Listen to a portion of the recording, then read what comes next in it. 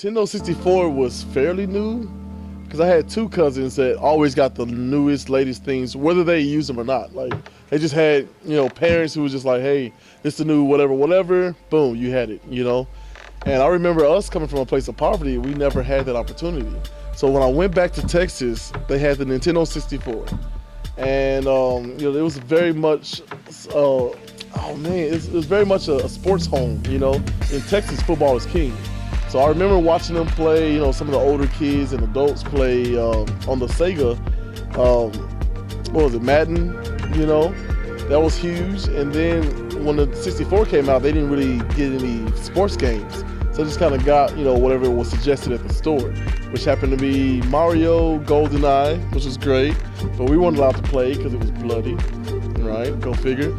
And it was Star Fox.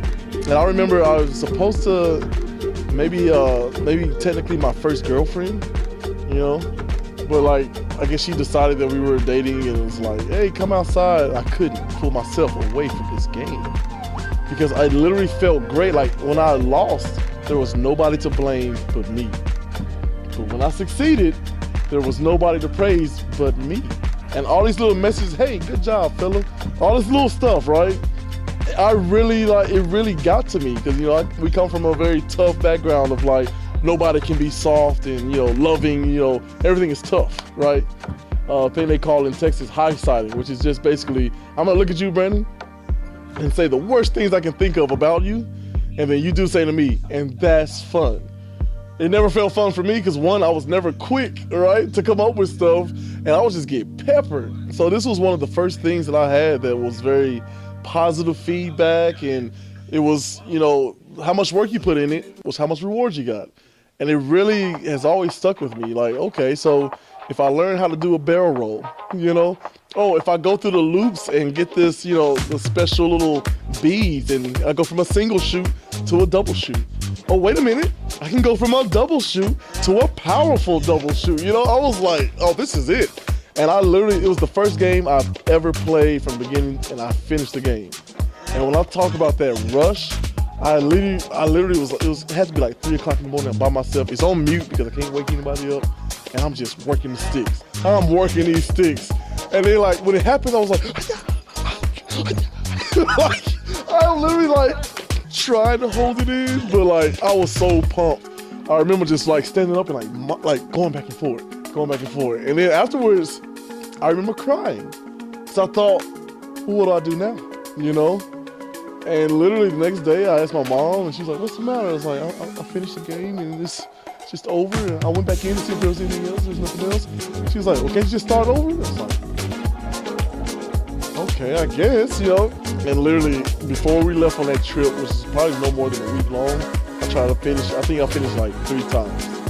Yeah, just beginning to end, and then that rush, that succeed, fail, all the way until I beat that monkey villain, whatever he was, at the end. And yeah, man, it was just great. And then to feel myself get better every time, to where it was almost, that last time it was so smooth and so fast. I was like, it was pumping into me. Like I can look back now and see what it was actually doing. It was installing a lot of work ethic, a lot of confidence that like, I felt invincible after that. Like no matter what it was. Like I didn't play sports at the time.